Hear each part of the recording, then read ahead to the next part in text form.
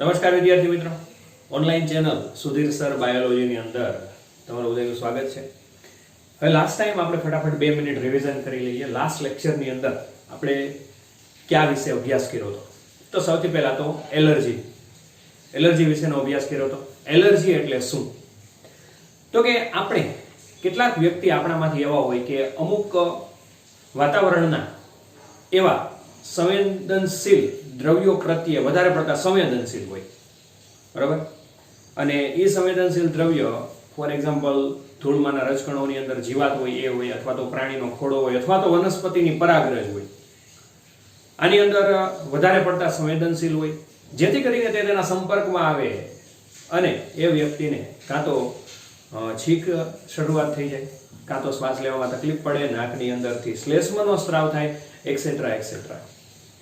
હવે આ બધી વસ્તુને કહેવામાં આવે છે એલર્જી. ત્યાર પછી એલર્જીની અંદર કઈ એન્ટીબોડી ઉત્પન્ન થાય છે એના વિશેનો અભ્યાસ કર્યો હતો.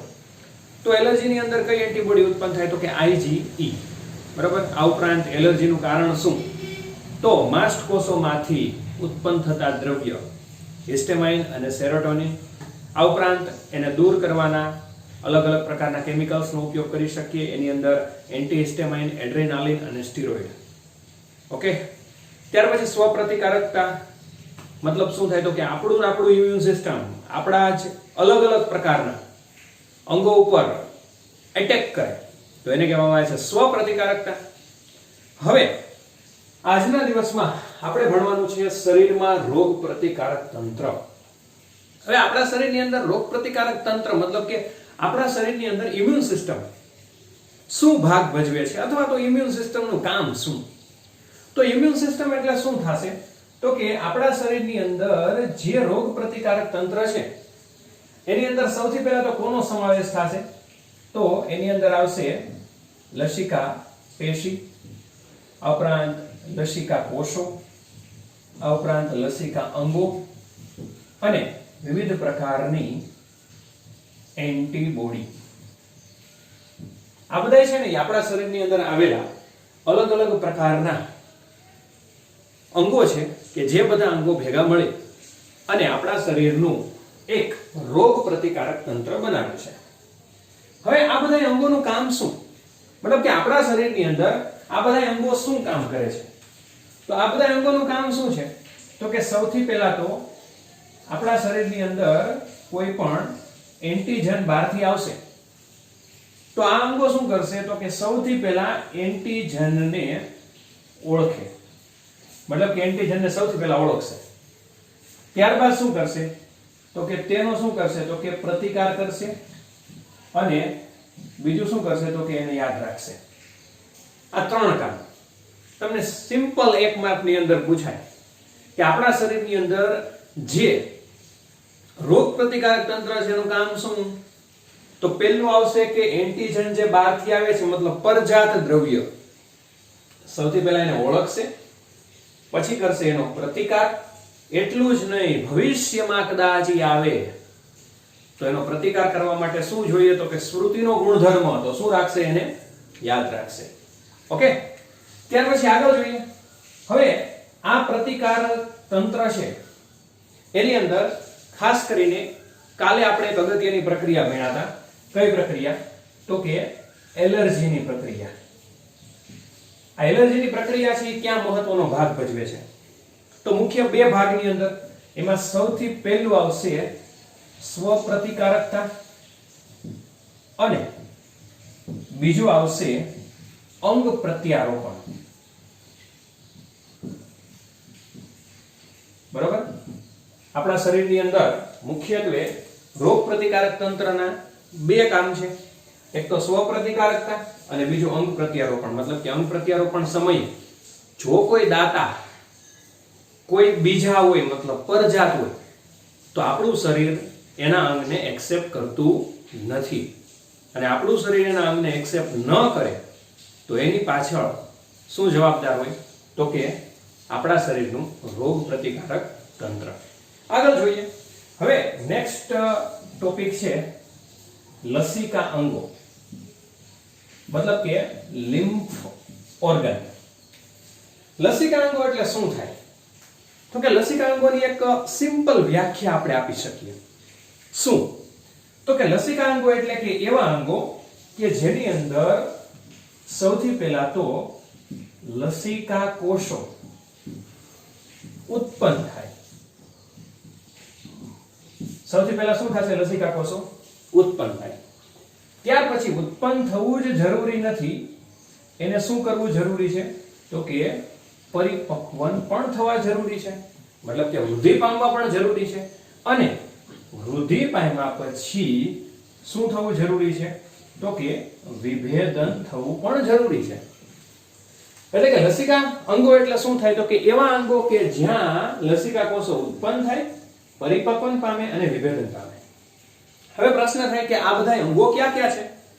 તો લસિકા અંગો છે ને એના મુખ્ય બે ભાગ છે. એમાંથી સૌથી પહેલો ભાગ છે પ્રાથમિક લસિકા અંગો અને બીજો ભાગ છે દ્વિતીયક લસિકા અંગો. પહેલો ભાગ પ્રાથમિક. પ્રાથમિક ભાગની અંદર શું આવશે? મતલબ પ્રાથમિક લસિકા અંગોની અંદર શું આવે? તો પ્રાથમિક લસિકા અંગો એટલે શું થાય? તો કે સૌથી પહેલા તો એની અંદર આપણે એ લસિકા અંગોની અંદર ઉદાહરણ લઈએ તો પ્રાથમિક લસિકા અંગની અંદર આવશે અસ્થિ મજ્જા અને બીજું આવશે થાઇમસ. આ છે ને પ્રાથમિક લસિકા અંગો છે. અસ્થિ મજ્જા એટલે શું થાય? તો આપણા હાડકાના પોલાણની અંદર, તમે ખાસ 11મા ધોરણની અંદર પ્રાણીઓની અંતસ્થ રચનામાં પ્રાણી પેશી ભણ્યા હતા, એમાં ખાસ કરીને અસ્થિ, કાસ્તિ અને અસ્થિ સંયોજક પેશીનો એક પ્રકાર છે. તો અસ્થિની અંદર એના પોલાણની અંદર એક ઘટ્ટ દ્રવ્ય આવેલું હોય અને એ દ્રવ્યને આપણે કહીએ છીએ અસ્થિ મજ્જા. એ અસ્થિ મજ્જા છે પ્રાથમિક લસિકા અંગ છે, પ્લસ થાઇમસ. 11મા ધોરણની અંદર 22મા પાઠની અંદર અંતઃસ્ત્રાવી ગ્રંથિની અંદર થાઇમસ વિશે આપણે અભ્યાસ કર્યો હતો કે જન્મ સમયે ખૂબ જ મોટી હોય છે અને પછી કિશોરાવસ્થા જેમ જેમ આગળ વધતી જાય એમ કેવી હોય છે? તો કે નાની થતી જાય છે. બરોબર? એના દ્વારા થાઇમોસિન અંતઃસ્રાવનો સ્ત્રાવ થાય છે અને એક્સેટ્રા એક્સેટ્રા આપણે ઘણું બધું ભણ્યા હતા. તો એને પ્રાથમિક લસિકા અંગો કહેવામાં આવે છે.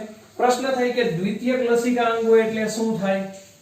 તો દ્વિતીયક લસિકા અંગોની અંદર સૌથી પહેલું આવશે લસિકા ગાંઠ, ત્યાર પછી બીજું આવશે કાકડા, ત્યાર પછી ત્રીજું આવશે બરોળ, ત્યાર પછી ચોથું આવશે આંત્રપુચ્છ અને પાંચમું આવશે નાના આંતરડાની અંદર આવેલી ખંડિકા અને એને શોર્ટની અંદર કહેવામાં આવે છે પેયર્સની ખંડિકા. આવું કહેવામાં આવે છે. બરાબર? તો દ્વિતીયક લસિકા અંગોની અંદર આટલાનો સમાવેશ થાય. સૌથી પહેલા લસિકા ગાંઠ, ત્યાર પછી કાકડા, પછી બરોળ, પછી આંત્રપુચ્છ અને ખંડિકા. બરાબર? હવે આપણે જોઈએ કે આ પ્રાથમિક લસિકા અંગો અને દ્વિતીયક લસિકા અંગોનું કામ શું? તો સૌથી પહેલા પ્રાથમિક લસિકા અંગોનું કામ શું થાય? તો કે પ્રાથમિક લસિકા અંગોની અંદર સૌથી પહેલા તો લસિકા કોષો શું થશે? તો કે ઉત્પન્ન થશે. મતલબ કે પ્રાથમિક લસિકા અંગો છે તેમાં લસિકા કોષો શું થશે? તો કે ઉત્પન્ન થશે. એક વખત ઉત્પન્ન થઈ ગયા બાદ એ લસિકા કોષો પ્રાથમિક લસિકા અંગોની અંદર જ એન્ટીજન પ્રત્યે સંવેદનશીલ બને. મતલબ કે લસિકા કોષો છે, બરાબર? સોરી, લસિકા કોષો ન કહી શકીએ, લસિકા કણો કહી શકીએ હજી. એટલે લસિકા કણો છે એ શું કરશે? તો કે એ લસિકા કણો પોતે એન્ટીજન પ્રત્યે સંવેદનશીલ બનશે.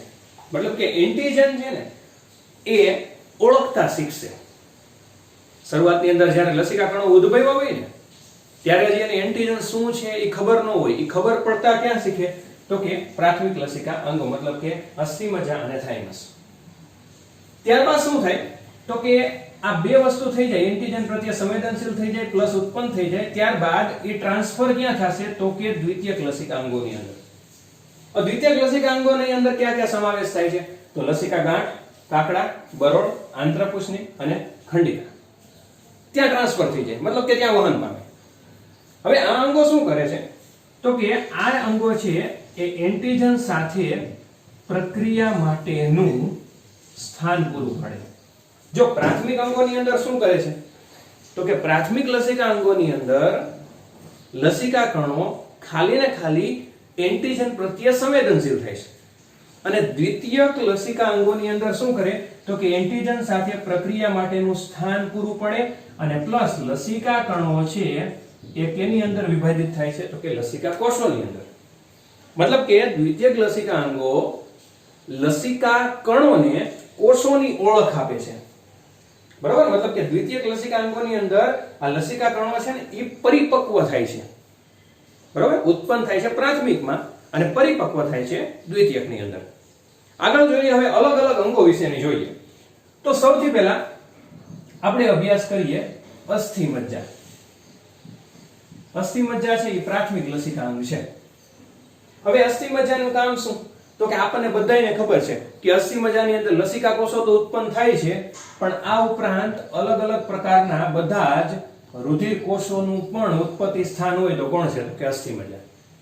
બરાબર, અસ્થિ મજ્જા એટલે રુધિર કોષોમાં બધા આવી જાય અને સ્વાભાવિક છે કે લસિકા કણો છે એક પ્રકારના શ્વેત કણોનો પ્રકાર છે. શ્વેત કણો અસ્થિ મજ્જામાં જ ઉત્પન્ન થાય છે. ઇવન રક્તકણ, શ્વેત કણ ને રુધિર કણિકા ત્રણેય અસ્થિ મજ્જાની અંદર ઉત્પન્ન થાય છે. આપણે દેહજળ અને પરિવહન 11મા પાઠની અંદર ભણ્યા. બરાબર, આ થયું અસ્થિ મજ્જા. ત્યાર પછી આપણે બીજું લઈએ થાઇમસ. હવે થાઇમસ નું કામ શું? થાઇમસ એટલે શું થાય તો કે થાઇમસ છે ને એ ખૂબ જ નાનું અંગ છે અને તે છાતીના અસ્થિની નીચે આવેલું હોય અને હૃદયની નજીક આવેલું હોય. એટલે આ વસ્તુ ખાસ લખવી એનું સ્થાન. બરાબર, એટલે આ થયું થાઇમસ. હવે થાઇમસ નું કામ શું તો કે ગ્રંથિ તરીકે વર્તે છે. મતલબ કે જન્મ સમયે ખૂબ જ મોટી હોય, સમય જાતો જાય, કિશોરાવસ્થા આવતી જાય, વૃદ્ધાવસ્થા ની અંદર તો હાવ અવનત જ થઈ જાય છે, પણ જ્યારે કિશોરાવસ્થા હોય ત્યારે ખૂબ જ નાની થઈ જાય છે. હવે પ્રશ્ન થાય કે આ બંનેનું કામ શું છે? તો ઓબ્વિયસ વસ્તુ છે કે હમણાં જ આપણે વાત કરી કે આ બંને શું કામ કરે છે તો કે અસ્થિ મજ્જા અને થાઇમસ છે એ લસિકા કોષો ઉત્પન્ન કરે છે, પણ ક્યાં તો કે ટી લસિકા કોષો. સમજાણું? કયા કોષો ઉત્પન્ન કરશે? ટી લસિકા કોષો. બરાબર, અહીંયા મેં આકૃતિ આપેલી છે, તમે જુઓ થાઇમસ છે ને એ અહીંયા આવેલી છે. એટલે આ છાતીનો ભાગ, છાતીનું પિંજરું છે ને એની એકદમ નીચે અને હૃદયની નજીક. બરાબર, ત્યાર પછી આ બધી લસિકા વાહિની છે અને આ લસિકા ગાંઠો એના વિશે આપણે અભ્યાસ કરીએ. મતલબ આ પ્રાથમિક લસિકા અંગો પૂરા કે અસ્થિ મજ્જા અને થાઇમસ, એના બે કાર્યો ભણી ગયા. અસ્થિ મજ્જા રુધિર કોષો મતલબ કે લસિકા કોષો ઉત્પન્ન કરે છે, પ્લસ થાઇમસ છે એ છાતીના અસ્થિ નીચે આવેલું છે, હૃદયની નજીક એ પણ લસિકા કોષો ઉત્પન્ન કરે છે. અને બંને કયા લસિકા કોષો ઉત્પન્ન કરે છે તો કે ટી લસિકા કોષો. હવે આગળ આપણે જોઈએ બરોળ. આપણે જોઈએ બરોળ. આ બરોળ છે ને મોટા વટાણાના દાણા જેવું અંગ છે અને ખાસ કરીને બરોળની અંદર મુખ્યત્વે ભક્ષક કોષો હોય. કેવા કોષો હોય છે? ભક્ષક કોષો અથવા તો મેક્રોફેજ પણ કહેવામાં આવે છે. હવે આ શું કરશે તો કે બહુ જ એક સિમ્પલ વાક્ય લખ્યું છે, બરોળ છે ને એ રુધિરના ગાળણ તરીકે વર્તે. મતલબ કે આપણા બ્લડ છે એને ગાળણ કરવા માટે જવાબદાર હોય તો બરોળ. કઈ રીતે? તો કે આપણું રુધિર બરોળના સંપર્કમાંથી વહેતું હોય તો બરોળ શું કરશે તો કે રુધિરની અંદર પરજાત જેટલા પણ એન્ટીજન હોય, હવે એન્ટીજનની અંદર બેક્ટેરિયા હોય, વાયરસ હોય અથવા તો ધૂળના રજકણો કોઈ પણ હોય, એને શું કરશે તો કે ઈ પરજાત એન્ટીજનને જકડી રાખશે. મતલબ કે પોતાની સાથે બાઉન્ડ કરી રાખશે. એટલે કે રુધિર પસાર થઈ જશે, એન્ટીજન પસાર થઈ શકશે નહીં. પરિણામે શું કરે છે તો કે રુધિરનું ગાળણ કરે છે. પ્લસ બરોળનું બીજું કામ શું તો કે તે ઇરિથ્રોસાઇટ આવું લખ્યું છે. હવે ઇરિથ્રોસાઇટ્સ એટલે તમને બધાને ખબર જ હોય શું થાય. ઇરિથ્રોસાઇટ્સ એટલે શું તો કે આરબીસી, રેડ બ્લડ સેલ અથવા તો રક્તકણ, એનું મોટું સંગ્રહ સ્થાન. અને એવું કહેવામાં આવે છે કે રક્તકણ છે ને એ અસ્થિ મજ્જામાં ઉત્પન્ન થાય છે અને બરોળની અંદર એનો નાશ થાય છે. ઇવન બીજા શબ્દની અંદર બરોળને રક્તકણનું કબ્રસ્તાન પણ કહેવામાં આવે છે. મતલબ કે રક્તકણ 120 દિવસ જીવે, 120 દિવસ પછી બરોળમાં જઈને શું થાય એનો નાશ થાય છે. ઓકે, ત્યાર પછી આગળ જોઈએ લસિકા ગાંઠ. આના વિશે હવે લસિકા ગાંઠ એટલે શું થાય તો કે લસિકા તંત્રની અંદર અમુક જગ્યાએ સખત રચના આવેલી હોય અને એ જે સખત રચના છે ને એને જ કહેવામાં આવે છે લસિકા ગાંઠ. આ લસિકા ગાંઠનું કામ શું? તો કે જે બરોળનું કામ છે ને એ જ લસિકા ગાંઠનું કામ. હવે એનું શું કામ? તો કે સૌથી પહેલા તો લસિકા ગાંઠ છે ને એ શું ધરાવે? તો કે લિમ્ફોસાઇટ. લિમ્ફોસાઇટ્સ એટલે લસિકા કણ અથવા તો લસિકા કોષો, શ્વેત કણોનો એક પ્રકાર છે. હવે આ શું કરશે લિમ્ફોસાઇટ્સ? તો કે આપણા શરીરની અંદર પેશીય જળ હોય. પેશીય જળના બે પ્રકાર છે. એક આવશે રુધિર અને બીજું આવશે લસિકા. બરાબર? રુધિર વિશે ખબર જ છે અને લસિકા એટલે શું થાય? તો કે પીળું અને રંગવિહીન પ્રવાહી કહેવાય. પીળાશ પડતું રંગવિહીન પ્રવાહી, એને શું કહેવાય? તો કે લસિકા. હવે આ બંનેમાંથી શું કરશે? તો કે જેટલા એન્ટીજન છે ને, બરાબર, એ લસિકા ગાંઠના સંપર્કમાં આવશે. જેવા લસિકા ગાંઠના સંપર્કમાં આવે ને એટલે આ લિમ્ફોસાઇટ છે ને એ શું થશે? તો કે સક્રિય થાય. અને જેવા સક્રિય થશે એટલે એ લસિકા કણ એ જે એન્ટીજન છે એ રુધિર અથવા તો લસિકામાંથી એનો ખોરાક તરીકે ઉપયોગ કરી નાખશે અથવા તો એને મારી નાખશે. તો આ થયું લસિકા ગાંઠ. આ ઉપરાંત અલગ અલગ પ્રકારની લસિકા વાહિની વિશે આપણે ભણીએ. ખાસ કરીને આપણા શરીરની અંદર નલિકા તંત્ર ઘણા બધા આવેલા છે. ક્યાં ક્યાં? તો કે સૌથી પહેલું આવશે શ્વાસ નળી, ત્યાર પછી મૂત્રવાહિની અને ત્યાર પછી આવશે પાચન નળી. એની અંદરની દિવાલ, મતલબ કે ધારો કે આ રીતે નળી હોય તો એની અંદરની દિવાલ એટલે આ એની અંદરની દિવાલ કહેવાય કે નહીં? અને એની અંદરની દિવાલનું સૌથી અંદરનું સ્તર હોય તો આપણને બધાને ખબર છે એને શ્લેષ્મ સ્તર કહેવાય. અને એ શ્લેષ્મ સ્તરની અંદર જે લસિકા વાહિની આવેલી હોય એને શોર્ટની અંદર કહેવામાં આવે છે MALT, મ્યુકોસિયલ એસોસિએટેડ લિમ્ફોસાઇટ ટિશ્યુ, અથવા તો શ્લેષ્મ સ્તર સંકલિત લસિકા પેશી.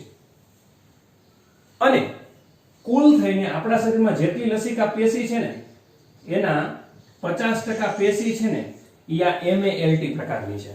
કારણ કે આપણને ખબર છે કે આપણા શરીરની અંદર વધારે ને વધારે પ્રમાણમાં નલિકામય તંત્ર આવેલું છે. અને જેટલી નલિકામય તંત્ર, રુધિર વાહિની છે, મૂત્ર વાહિની છે, પાચન નળી છે, શ્વસન નળી છે, ઉત્સર્જન નળી છે, આ બધાયના અંદરના શ્લેષ્મ સ્તરની અંદર આ MALT આવેલી છે. શું કામ? તો કે પાચન માર્ગ એટલે કે ધારો કે બહારથી કોઈ ખોરાક અંદર દાખલ થયો તો અંદર કોઈ એન્ટીજન આવી ગયા તો એને આ MALT લસિકા કોષ છે, લસિકા પેશી છે એનો નાશ કરી નાખશે. બરાબર? ત્યાર પછી શ્વાસની અંદર પણ ઘણી વખત એન્ટીજન આવે તો એનો પણ નાશ કોણ કરશે? MALT. તો તમને પ્રશ્ન એવો પૂછે કે આપણા શરીરની અંદર સૌથી વધારે કઈ લસિકા પેશી આવેલી છે? તો કે MALT. પૂરું નામ તમને ટેક્સ્ટ બુક ની અંદર આપ્યું છે. ઇવન ટેક્સ્ટ આકૃતિની અંદર પણ આપણે જોઈએ છીએ આ બધી લસિકા વાહિની છે. અને એ કઈ? તો કે MALT. અહીંયા મેં લખ્યું છે જો આ બધી લસિકા વાહિનીઓ છે આખી. અને ખાસ આ આકૃતિ તમારે ડ્રો કરવાની રહેશે. એકદમ સિમ્પલ છે, તમે ટ્રાય કરશો એટલે આવડી જાય એવી છે. તો આજના દિવસમાં આપણે આટલું રાખીએ. ખાસ તમારે સ્ક્રીનશોટ પાડવો હોય તો પાડી શકો છો.